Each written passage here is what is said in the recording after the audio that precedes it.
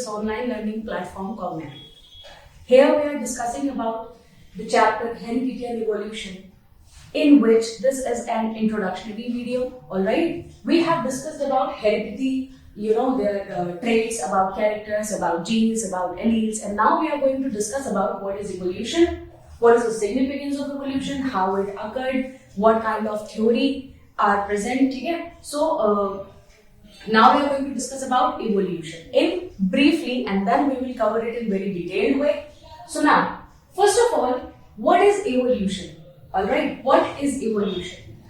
जब हम कोई बहुत ही एक नया या डिफरेंट कैरेक्टर देखने को हमें मिलता है किसी नेक्स्ट जनरेशन में या किसी पर्टिकुलर इंडिविजुअल में, है ना, तो उसे ही हम इवोल्यूशन बोलते हैं. पिछले वीडियोस में जब हम हेरिडिटी की बात कर रहे थे तो हमने वहां पर बात की थी एक टर्म की which is mutation. I guess आप सभी को याद होगा, वहां पर हमने बात की थी अबाउट म्यूटेशन.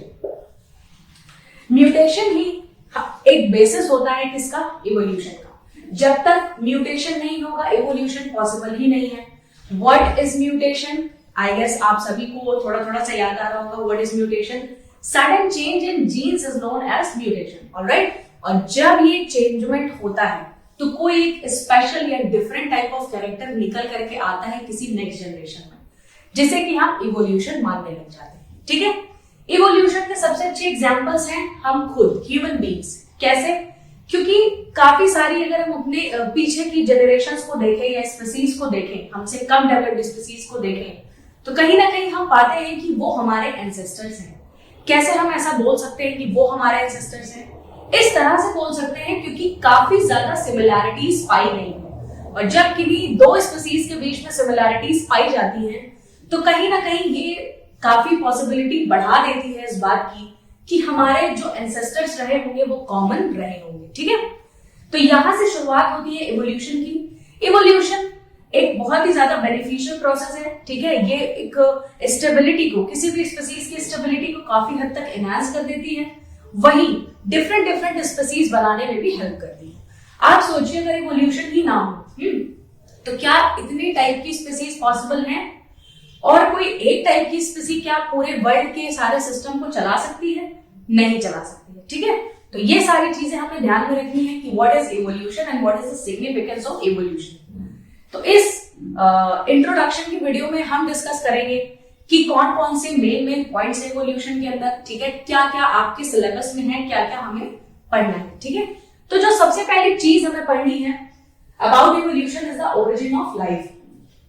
भाई इवोल्यूशन तभी पॉसिबल है जब लाइफ की ओरिजिन होती है. ओरिजिन लाइफ की कैसे होती है, इसके लिए बहुत सारी थ्योरीज प्रपोज की गई हैं, जिनमें से कुछ थ्योरी ऐसी हैं जो कि कंप्लीटली रॉन्ग है, जिनका कोई प्रूफ नहीं मिल पाया है. ठीक है, बट एक थ्योरी ऐसी है जो कि बिल्कुल ही एकदम सटीक बैठती है कि हाँ, ये जो थ्योरी दी गई है वो काफी हद तक पॉसिबल है कि इस तरीके से जो लाइफ की ओरिजिन है वो हमारी अर्थ पर हुई. ठीक है, तो सबसे पहला टॉपिक है ओरिजिन ऑफ लाइफ. तो ओरिजिन ऑफ लाइफ में कई सारी थ्योरीज दी हैं, एक के बाद कई नई थ्योरीज सामने आई, बट वो पूरी तरीके से इस क्वेश्चन को सेटिस्फाई नहीं कर रही थी कि how origin of life occurred on earth. तो सबसे पहली थ्योरी आई थ्योरी ऑफ स्पॉन्टेनियस जनरेशन. इन सारी थ्योरीज को जब हम इस चैप्टर की डिटेल में जाएंगे तब बात करेंगे इनके बारे में. अभी मैं आपको एक छोटा सा ओवरव्यू दे रही हूँ कि एक्चुअली आपको इस टॉपिक के अंदर क्या क्या कवर करना होगा आपके बोर्ड्स पॉइंट ऑफ व्यू से. सेकेंड थ्योरी आई थ्योरी ऑफ स्पेशल क्रिएशन. ये भी कंप्लीटली गलत प्रूफ हो गई. फिर आई स्पोर थ्योरी, ये भी गलत प्रूफ हो गई. फिर आपकी आती है Oparin and हेल्डेन theory. Oparin and हेल्डेन actually दो साइंटिस्ट थे जिन्होंने इस थ्योरी को प्रपोज किया था, और इन्होंने एक एक्सपेरिमेंटल पॉइंट ऑफ व्यू से समझाने की कोशिश की थी कि किस तरह से अर्थ पर लाइफ का डेवलपमेंट हुआ. काफी सारे इन्होंने केमिकल्स पे यूज किया या वैसी ही कंडीशंस को बनाने की कोशिश की जैसी आज से बहुत हजारों साल पहले अर्थ पर रही होगी. उसके बाद इन्होंने ये समझाया कि किस तरह से इनऑर्गेनिक कंपाउंड से चेंज हो करके ऑर्गेनिक कंपाउंड्स बनते हैं, और ऑर्गेनिक कंपाउंड्स के बाद जो एक लाइफ है उसका डेवलपमेंट होता है. तो ओपेरिन एंड हेल्डेन थ्योरी को सही माना गया. ओपेरिन एंड हेल्डेन थ्योरी को सही मान लिया गया, और इसी के बेसिस पर हम आगे इस टॉपिक को प्रोसीड करते हैं, ठीक है।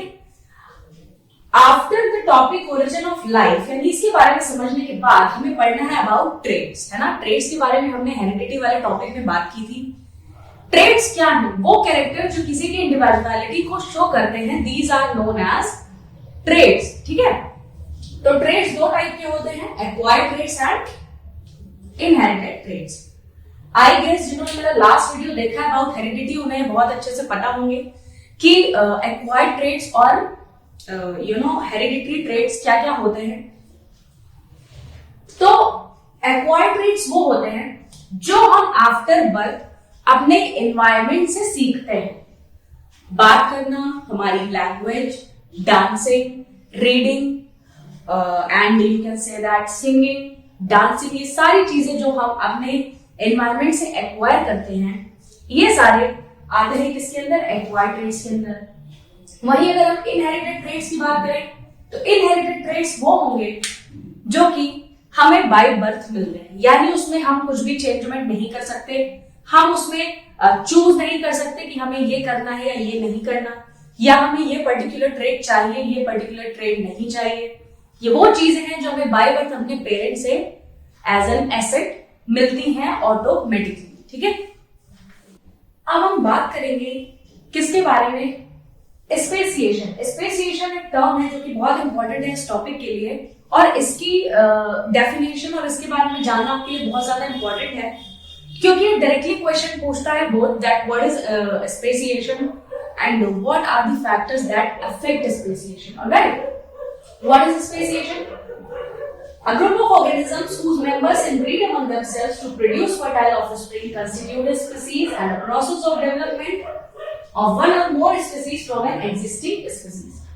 जब किसी दो डिफरेंट स्पीसीज के मेंबर्स आपस में इनब्रीड करते हैं, ठीक है, एक फर्टाइल ऑफस्प्रिंग को प्रोड्यूस करने के लिए, जिसके बाद एक एग्जिस्टिंग स्पीसीज से कई सारी स्पीसीज बनने के चांसेस हो जाते हैं, इस प्रोसेस को बोलते हैं स्पेसिएशन। ऑलराइट, मेरे साथ रिपीट करिए आप भी। जब किसी डिफरेंट स्पीसीज के मेंबर्स आपस में इनब्रीडिंग करते हैं, जिसकी वजह से एक फर्टाइल ऑफस्प्रिंग प्रोड्यूस होता है, और इस बात के चांसेस काफी ज्यादा बढ़ जाते हैं कि एक एग्जिस्टिंग स्पीसीज से कई सारी स्पीसीज बन जाए, ठीक है। तो ये भी तो एक तरीके का वेरिएशन क्रिएट कर रहा है और स्टेबिलिटी को बढ़ा रहा है स्पीसीज की। So this is speciation. Alright, and उसके बाद हमें पढ़ना है what are the factors that affect speciation. कई सारे फैक्टर्स हमें पढ़ने हैं, about 4 factors. The first one is geographical isolation. जब हम जियोग्राफिकली किसी दो स्टेट्स की बेसिस पर, कोई 2 पीसेस ऑफ लैंड की बेसिस पर जब किन्हीं दो जगहों को आपस में डिवाइड कर देते हैं, this is known as geographical isolation. इन सभी चीजों के बारे में हम डिटेल में आगे पढ़ेंगे। Alright, now genetic drift, variation and natural selection, these are some factors which affects the speciation, and because speciation is the very important process, alright, so आपको ये बहुत अच्छे से आनी चाहिए। ये हमारा बिल्कुल नेक्स्ट टॉपिक है, that is evolution and classification. समझते हैं कि इस टॉपिक में हमें क्या पढ़ना है। जब इवोल्यूशन की प्रोसेस प्रोसीड करती है तो आप सभी जानते हैं कि क्या होता है, नई स्पीसीज हमें मिलती है या कुछ नए कैरेक्टर वाले ऑर्गेनिजम्स हमें किसी एक ही स्पीसीज में मिलते हैं, यानी किसी एक स्पीसीज के हो सकता है कोई ऐसे इंडिविजुअल्स हो जिनमें कोई नए कैरेक्टर्स शो करने लग जाए। ऑलराइट, तो यहां पर हम उन इंडिविजुअल्स को एक अलग स्पीसीज के रूप में कंसीडर करने लग जाते हैं। तो यहां पर क्या होता है, एक से दूसरी, दूसरी से तीसरी, है ना, और तीसरी से चौथी स्पीसीज बनती चली जाती है।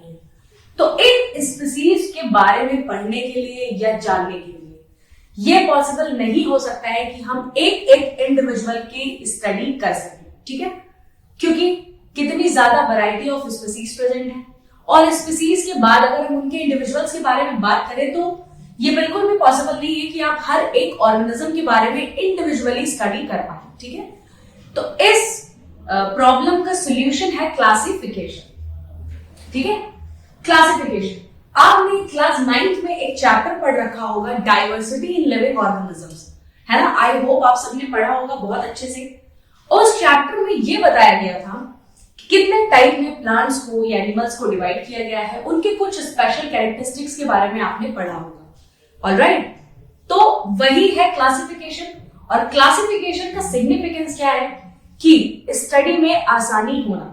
हम हर एक स्पीसी के इंडिविजुअल को स्टडी नहीं कर सकते, बट हम किसी स्पीसी को एज अ होल स्टडी कर सकते हैं और उसके कुछ कॉमन कैरेक्टर्स या फंक्शंस जो उस स्पीसी के सभी ऑर्गेनिजम्स फॉलो कर रहे होंगे या कर रहे होंगे, तो उन्हें हम जरूर पढ़ सकते हैं और याद भी रख सकते हैं। ठीक है, इसी वजह से क्लासिफिकेशन काफी एक इंपॉर्टेंट फिनोमेना बन जाता है। क्लासिफिकेशन के बेसिस पर जो हमारे प्लांट्स या एनिमल्स हैं, इन सभी को 5 मेजर किंगडम्स में डिवाइड किया गया है and these 5 major kingdoms are as follows. These are 5 major kingdoms जिनके अंदर काफी सारे फाइलम्स भी आते हैं, जिनमें हम क्या पाते हैं कि कैसे एक स्पीसी के सारे इंडिविजुअल्स कुछ ऐसे इंपॉर्टेंट कैरेक्टरिस्टिक्स शो करते हैं जो कि सब में सिमिलर होते हैं। तो उन कैरेक्टरिस्टिक्स को रीड करके हम ये पता लगा सकते हैं कि कोई पर्टिकुलर इंडिविजुअल किस फाइलम को या किस किंगडम को बिलोंग करता है। इससे हमारी जो स्टडीज है वो काफी हद तक इजी हो जाती है और हमें कैरेक्टर्स को याद करने में भी आसानी होती है। ठीक है, so these are 5 kingdoms. First one is monera, second one is protista, third one is fungi, fourth one is plantae and fifth one is animalia. ठीक है, तो ये सारे 5 किंगडम्स हैं, ये आपको ध्यान रखने हैं और इसके बारे में भी हम डिटेल में भी आगे बात करेंगे। After reading about the previous topics, here comes with the some important terms and topics जिसके बारे में आपको बहुत अच्छे से पता होना चाहिए। आई गेस बहुत से स्टूडेंट्स को उसके बारे में ऑलरेडी पता होगा, बट उन टर्म्स को यहाँ पर डिस्कस करना बहुत ज्यादा जरूरी है, जिससे अगर आपके मन में थोड़ा सा भी डाउट हो तो वो क्लियर हो जाए। ठीक है, जैसे हम सभी जानते हैं अबाउट सेल्स, और सेल्स के बेसिस पर ऑर्गेनिजम्स को बहुत सारे पार्ट्स में डिवाइड किया गया है। The basic 2 parts are unicellular organisms and multicellular organisms. Alright, वही सेल के डेवलपमेंट के बेसिस पर ऑर्गेनिजम्स को या सेल्स को 2 पार्ट्स में डिवाइड किया गया है, प्रोकैरियोट्स और यूकैरियोट्स। तो यहां पर हमें इन्हीं चारों के बारे में पढ़ना है। ठीक है, सबसे पहले हम देखते हैं what are unicellular organisms, unicellular organisms and multicellular organisms. The organisms which consist of only single cell is known as unicellular organisms, and the organism which consist of more than one cells are known as multicellular organism. For example, unicellular organism is amoeba, hydra, and for example in multicellular organisms are human beings, animals, plants, etc. Unicellular organisms हमेशा एक cell के बने हुए होते हैं और multicellular organisms में हमेशा एक से ज्यादा सेल्स पाई जाती हैं। ठीक है, इनके एग्जाम्पल्स भी आपको पता रखने हैं। अब बात करते हैं प्रोकैरियोटिक एंड यूकैरियोटिक। सेल के डेवलपमेंट के बेसिस पर सेल्स को 2 पार्ट्स में डिवाइड किया गया है and these are prokaryotes and eukaryotes.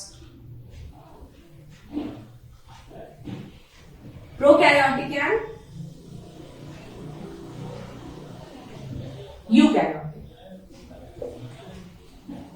सी, जब किसी चीज में इवोल्यूशन होता है, जैसे अभी हम इवोल्यूशन की बात कर रहे थे, सेम उसी को यहां पर उस फिनोमिना को यहां पर कनेक्ट करके अगर हम देखेंगे तो हमें ये पता चलेगा कि जितने भी हमारे लोअर ऑर्गेनिजम्स हैं उनमें जो भी मटेरियल्स, ऑर्गन्स, बॉडी पार्ट्स पाए जा रहे होंगे वो सारे के सारे in comparison to higher organisms काफी लेस डेवलप्ड होंगे। आप सभी जानते हैं क्योंकि जितने भी ऑर्गेनिजम्स हायर हैं वो इवोल्यूट होकर के बने हैं। उनमें ऑब्वियसली कुछ एक्स्ट्रा कैरेक्टर्स होंगे in comparison to lower developed organisms. तो यहां पर भी कुछ ऐसा ही है। क्या है? जो हमारी प्रोकैरियोटिक सेल है वो in comparison to eukaryotic cell less develop होती है and the eukaryotic one are more developed. अब ये लेस डेवलप्ड है, ये मोर डेवलप्ड है, ठीक है, ये हमें समझ में आ गया। बट ऐसे क्या डिफरेंसेस हैं इन दोनों में जो कि प्रोकैरियोटिक को लेस डेवलप्ड बनाता है और यूकैरियोटिक को मोर डेवलप्ड बनाता है? सबसे पहले बात करते हैं प्रोकैरियोटिक की। आप सभी ने प्रीवियस क्लासेस में सेल का स्ट्रक्चर पढ़ा होगा, plant cell and animal cell, वहां पर आपने पढ़ा होगा nucleus. Alright, nucleus is the most important part of the cell because it is also known as the brain of the cell. और आप सभी जानते हैं कि किसी ऑर्गेनिज्म के पास अगर ब्रेन नहीं है या अगर किसी सेल के पास न्यूक्लियस नहीं है तो सेल की लाइफ ही पॉसिबल नहीं है। ऑलराइट, तो यहां पर क्या होता है, प्रोकैरियोटिक सेल न्यूक्लियोप्लाज्म तो प्रेजेंट होता है बट न्यूक्लियर मेम्ब्रेन एब्सेंट होती है। प्रीवियस क्लासेस में जब आपने न्यूक्लियस का स्ट्रक्चर पढ़ा होगा तो वहां आपने ये चीजें पढ़ी होंगी कि बहुत से स्टूडेंट्स ने पढ़ी होंगी, जिन्हें नहीं पता है वो मैं बता रही हूं, सुन ले ध्यान से। जो आपका न्यूक्लियस होता है is also known as brain of the cell and उसके स्ट्रक्चर में एक डबल मेम्ब्रेनस स्ट्रक्चर होता है, ठीक है, जिसे कि हम न्यूक्लियर एनवेलप भी बोलते हैं। उस डबल मेम्ब्रेनस स्ट्रक्चर के अंदर जो न्यूक्लियस के अंदर का मैट्रिक्स लाइक सब्सटेंस होता है दैट इज न्यूक्लियोप्लाज्म, वो स्टोर रहता है, सेफ रहता है, ठीक है। और जितनी भी एक्टिविटीज है न्यूक्लियोलस या डीएनए, सारी चीजें उसके अंदर प्रेजेंट रहती हैं और अपनी एक्टिविटीज करती रहती हैं, या न्यूक्लियस अल्टीमेटली पूरी सेल का कंट्रोल एंड कोऑर्डिनेशन करता रहता है। लेकिन जब आउटर मेम्ब्रेन एब्सेंट हो, यानी न्यूक्लियस की जो आउटर मेम्ब्रेन है दैट इज न्यूक्लियर मेम्ब्रेन, वो एब्सेंट हो, तब वो कौन सी सेल होगी, दैट इज प्रोकैरियोटिक सेल। यहां पे न्यूक्लियोप्लाज्म तो है बट वो एक वेल बाउंडेड मेम्ब्रेन के अंदर नहीं है, ठीक है, ये चीज आपको ध्यान रखनी है।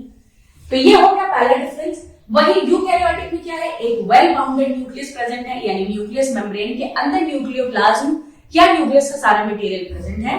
ऑलराइट, तो अगर ऐसा हमें स्ट्रक्चर दिखता है तो वो कैसा, कौन सी सेल होगी, यूकैरियोटिक। तो ये पहला डिफरेंस हो गया। सेकेंड डिफरेंस क्या होता है कि जो ऑर्गेनल्स एक यूकैरियोटिक सेल में प्रेजेंट होते हैं, यानी एक वेल डेवलप्ड सेल में प्रेजेंट होते हैं, कुछ ऑर्गेनल्स उन्हीं में से प्रोकैरियोटिक सेल में यानी कि लेस डेवलप्ड सेल में एब्सेंट होते हैं। तो ये दो बेसिक डिफरेंसेस हैं between prokaryotic cell and eukaryotic cell, जो कि आपको याद रखना है। अब हमारा नेक्स्ट टॉपिक है ट्रेसिंग इवोल्यूशनरी रिलेशनशिप्स, यानी कि एविडेंसेस ऑफ ऑर्गेनिक इवोल्यूशन। कैसे हम ये कह सकते हैं कि जो हमारा इवोल्यूशन हुआ है उसके बेसिस पर कि हमारे एंसेस्टर्स सेम रहे होंगे, ठीक है, इसके लिए हमें कुछ प्रूफ्स की जरूरत पड़ती है। तो यहां पर हम जिन फैक्टर्स को डिस्कस करेंगे वो एज अ प्रूफ है कि किस तरह से इवोल्यूशन हुआ है और क्या क्या कॉमन चीजें हैं जो हम शेयर करते हैं हमारे एंसेस्टर्स से, और उनके प्रूफ्स के बारे में, ठीक है। तो यहां पर हम बात करेंगे ट्रेसिंग इवोल्यूशनरी रिलेशनशिप्स, यानी कि एविडेंसेस ऑफ ऑर्गेनिक इवोल्यूशन। किस तरह से ऑर्गेनिक इवोल्यूशन हुआ है उसके लिए कुछ एविडेंसेस। तो कई सारे फैक्टर्स हैं जिनके थ्रू हम पता लगा सकते हैं या जान सकते हैं कि किस तरह से इवोल्यूशन हुआ है कॉमन एंसेस्टर्स के साथ। तो जिसमें सबसे पहला आता है फॉसिल्स। फॉसिल्स यानी कि बहुत ऐसे काफी हजारों साल पुराने फॉसिल जो हमें खुदाई वगैरह में मिलते हैं, जिनके बेसिस पर हमें पता चलता है कि हमसे बहुत पहले जो भी स्पीसीज रही हैं वो कहीं ना कहीं बोन्स के स्ट्रक्चर के बेसिस पर या कार्बन डेटिंग प्रोसेस के थ्रू हम पता लगाते हैं कि वो कहीं ना कहीं हमसे काफी हद तक सिमिलैरिटीज रखते थे। Fossil fuels. उसके बाद हम बात करते हैं about homologous organs and analogous organs. ये दो टाइप के ऑर्गन्स हैं, ठीक है, इनमें से एक का स्ट्रक्चर सेम है, फंक्शन अलग है, और दूसरे का फंक्शन सेम है, स्ट्रक्चर अलग है। इसे हम डिटेल में विद एग्जांपल्स डिस्कस करेंगे, है ना, जब हम इस चैप्टर को आगे प्रोसीड करेंगे।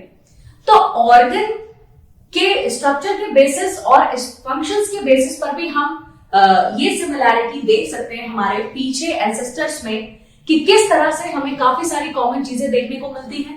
काफी सारे इवोल्यूशंस भी हुए हैं, लेकिन उसके बाद भी कहीं ना कहीं किसी ऑर्गन का स्ट्रक्चर सेम है या किसी ऑर्गन का फंक्शन सेम है, ठीक है। तो अगर इतनी सिमिलैरिटी मिल सकती है तो ये कहना बिल्कुल भी गलत नहीं होगा कि हमारा इवोल्यूशन किन्हीं कॉमन एंसेस्टर्स से हुआ है। ऑलराइट। उसके बाद आते हैं वेस्टिजियल ऑर्गन्स। बहुत सारे ऐसे वेस्टिजियल ऑर्गन्स हैं प्रेजेंट हमारी बॉडी में। हम ह्यूमन बींग्स को कंसीडर करके बात इसलिए करते हैं क्योंकि अभी आज तक सबसे ज्यादा जो हाईली डेवलप्ड ऑर्गेनिजम्स है वो ह्यूमन बींग्स है। हो सकता है आने वाले टाइम में ह्यूमन बींग से भी ज्यादा डेवलप्ड ऑर्गेनिजम्स आ जाएं इवोल्यूट होकर के, बट अभी हम जो भी कंपैरिजन करते हैं वो ह्यूमन बींग से इसलिए करते हैं क्योंकि ह्यूमन बींग से ज्यादा डेवलप्ड ऑर्गेनिजम्स अभी तक इस अर्थ पर नहीं। ऑलराइट। तो जब हम वेस्टिजियल ऑर्गन्स की बात करेंगे तो वहां हम बात करेंगे उन ऑर्गन्स के बारे में जो कि ह्यूमन बीइंग्स की बॉडी में प्रेजेंट तो हैं बट उनका कोई काम नहीं, लेकिन उनकी प्रेजेंस ये शो करती है कि कभी ना कभी वो ऑर्गन्स हमारी बॉडी में रहे होंगे और पूरी तरीके से फंक्शनल रहे होंगे, यानी उन ऑर्गन्स का हमारी बॉडी में कोई बहुत मेजर काम रहा होगा।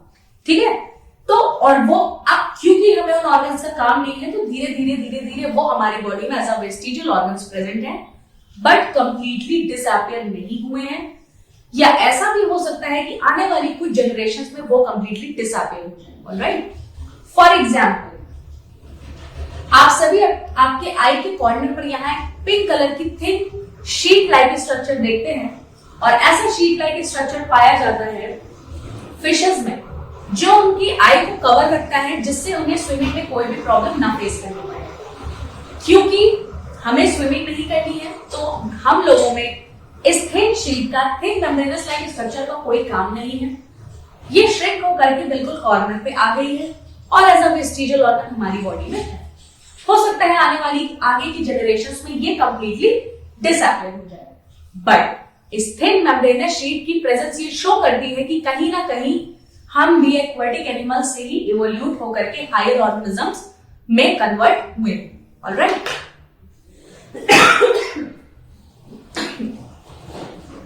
उसके बाद बात करते हैं एम्ब्रियोलॉजी। एम्ब्रियोलॉजी को यहां पर समझने की जरूरत इसलिए है क्योंकि अगर हम हर एक स्पीसी की ऑर्गेनिज्म की एम्ब्रियो की स्टडी करते हैं, embryology is the study of embryo of different species, study of embryo of species. ठीक है, जब हम किसी स्पीसी के एम्ब्रियो की स्टडी करते हैं तो वो एम्ब्रियोलॉजी कहलाती है। एम्ब्रियोलॉजी को यहां पर पढ़ने की नीड इसलिए है क्योंकि जब हम डिफरेंट स्पीसीज के एम्ब्रियो की स्टडी करते हैं या उसे देखते हैं तो हम ये पाते हैं कि एम्ब्रियो हर एक स्पीसी के ऑर्गेनिज्म का बिल्कुल ही सेम होता है। उसमें बहुत ही स्लाइटली डिफरेंसेस आप नोटिस कर सकते हैं या बिल्कुल भी डिफरेंसेस उनमें नहीं होते। ऐसा क्यों? ऐसा इसलिए क्योंकि कहीं ना कहीं सारे ऑर्गेनिजम्स एक ही कॉमन एंसेस्टर शेयर करते हैं और एक ही टाइप से इवोल्यूट होकर के डिफरेंट स्पीसीज में कन्वर्ट हुए हैं। ये इस बात का प्रूफ है कि हम सभी कॉमन एंसेस्टर्स को शेयर करते हैं, इसलिए एम्ब्रियोलॉजी यहां पर एक इंपॉर्टेंट रोल प्ले करती है in tracing evolutionary relationships. Alright, determination of the age of fossils. ठीक है, जो भी फॉसिल फ्यूल्स हमें या फॉसिल्स हमें मिलते हैं उनकी एज हम कैसे पता लगा सकते हैं, तो उसके लिए दो काफी कॉमन मेथड्स हैं जो यूज किए जाते हैं। The first one is relative method and the other one is radiocarbon dating method, जिसमें से कि रिलेटिव मेथड्स में बहुत ही ज्यादा एक्यूरेसी नहीं आती है। इससे सिर्फ हम इतना पता कर सकते हैं कि जो भी फॉसिल हमें ऑब्टेन हुआ है वो बहुत ही रिसेंट टाइम का है या काफी ओल्डर है। इससे एग्जैक्टली हम नहीं बता सकते कि किस एरा को बिलोंग करता है या कितने साल पुराना है। इससे सिर्फ हम इतना पता कर सकते हैं कि ये काफी रिसेंट का फॉसिल है या बहुत ही ज्यादा ओल्डर फॉसिल है। वहीं जब हम रेडियो कार्बन डेटिंग की बात करते हैं तो यहाँ पर हम C14 कार्बन के आइसोटोप का यूज करते हैं और एक्यूरेसी के लिए इसी प्रोसेस को हम यूज करते हैं किसी भी फॉसिल की एज को डिटरमाइन के लिए। अब हम बात करेंगे about evolution of different organs in an organism और स्टेजेस वाइज कैसे इनमें इवोल्यूशन हुआ है। ठीक है, जिसमें कि हर एक ऑर्गन जो हमारी बॉडी का में प्रेजेंट है वो पहले कोई और फंक्शन परफॉर्म करता था और उसके बाद इवोल्यूट होते होते उसने वो फंक्शंस परफॉर्म करना स्टार्ट कर दिया जो हम आज के एक मॉडर्न ह्यूमन बीइंग में देखने को हमें मिलते हैं। ठीक है, सबसे पहले यहाँ पर बात करेंगे अबाउट आईज। जो आईज हैं वो लोअर डेवलप्ड ऑर्गेनिजम्स में प्रेजेंट थी as an organ for photo recepting, यानी ऐसा ऑर्गन जो कि लाइट को कैच कर रहा था अपनी डिफरेंट एक्टिविटीज को कंडक्ट कराने के लिए। धीरे धीरे क्या होता गया कि वही फोटो रिसेप्टर एक्वायर करने वाला या फोटो रिसेप्टिंग जो ऑर्गन था धीरे धीरे करके काफी समय बाद वो इवोल्यूट हो गया आई लाइक स्ट्रक्चर में। वो आई जो हम आज जानते हैं, जिसके बारे में पढ़ते हैं, जिसे हम देखने की प्रोसेस करते हैं। ठीक है, ऐसे ही फॉर एग्जाम्पल हम इनमें काफी सारे और ऑर्गन्स के बारे में बात करेंगे। जैसे कि उसके बाद हम बात करते हैं अबाउट फेदर्स। फेदर्स का इवोल्यूशन कैसे हुआ? पहले जो फेदर्स थे वो ऑर्गेनिजम्स में प्रेजेंट थे, किस लिए? कोल्ड से प्रोटेक्ट करने के लिए, ठीक है, कोल्ड से प्रोटेक्ट करने के लिए प्रेजेंट थे। धीरे धीरे धीरे धीरे उनमें मूवमेंट होना स्टार्ट हुआ। मूवमेंट होने की वजह से फिर वो थोड़ी फेदर की हेल्प से एक जगह से दूसरी जगह चलने लग गए। फिर धीरे धीरे उन्होंने उड़ना सीख लिया। तो इसी तरीके से एक एक स्किन लाइक स्ट्रक्चर से फेदर्स में इवोल्यूशन हो गया। तो इसी तरह से बहुत सारे ऐसे ऑर्गन हैं आपकी बॉडी में प्रेजेंट, जो पहले आपकी बॉडी में किसी और चीज के लिए प्रेजेंट थे, किसी और फंक्शन के लिए प्रेजेंट थे, बाद में उन्होंने अपने आप को इवोल्यूट कर लिया बिल्कुल एक डिफरेंट फंक्शन के लिए। तो ये भी एक तरीका है ये चीज जानने का कि किस तरह से हमारी बॉडी इवोल्यूशन करती है, ठीक है।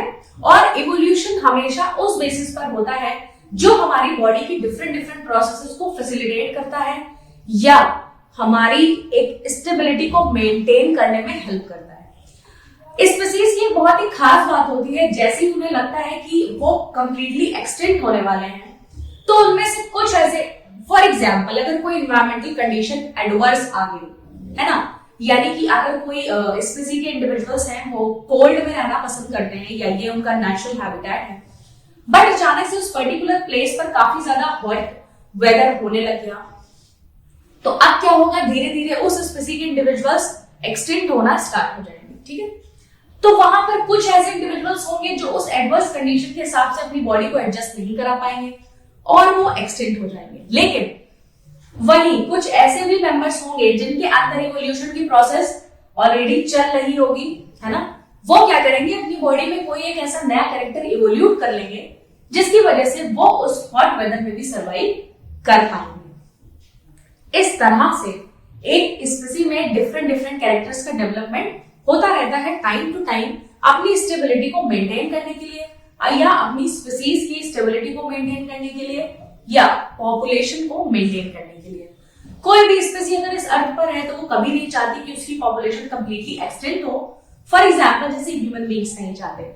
ह्यूमन बींग्स आप जानते हैं सबसे ज्यादा डेवलप्ड ऑर्गेनिजम्स हैं, इसी वजह से ह्यूमन बींग्स चाहते हैं कि जितनी भी अदर चीजें प्रेजेंट है हमारे अर्थ पर वो हम अपने यूज के लिए उसे यूटिलाइज कर सकें, है ना। तो जितनी भी स्पीसीज अर्थ पर प्रोड्यूस है, कोई भी एक्सटेंट होना नहीं चाहती, अपनी स्पीसी के इंडिविजुअल्स की स्टेबिलिटी चाहती है, और यही आगे चल के कारण बनता है इवोल्यूशन का। स्पीसीज की स्टेबिलिटी के लिए दो एक डिफरेंट प्रोसेसेस हैं जिन्हें आपको जानना है। The first one is natural selection and the second one is artificial selection. Natural selection हम उस प्रोसेस को बोल सकते हैं जो कि नेचर के द्वारा सिलेक्ट की जाती है सर्वाइवल के लिए, ऑलराइट, यानी जिनमें अल्टीमेटली इवोल्यूशन हो जाता है वो एडवर्स कंडीशन में भी सर्वाइव करने जाती है, वही जिनमें इवोल्यूशन नहीं हो पाता वो उसी जगह पर डेड हो जाती है, ठीक है। तो ये इवोल्यूशन की प्रोसेस नेचुरल है, इस वजह से इसका नाम दिया गया है नेचुरल सिलेक्शन। वहीं जब किन्हीं स्पीसी के इंडिविजुअल्स में मैन के थ्रू कोई डिजायर्ड कैरेक्टर्स डाले जाते हैं जिससे वो अपने पर्टिकुलर एनवायरनमेंट में सर्वाइव कर पाए, उस प्रोसेस को हम नाम देते हैं आर्टिफिशियल सिलेक्शन का, ठीक है। इन दोनों थ्योरीज के बारे में भी अभी हम आगे डिटेल में जानेंगे।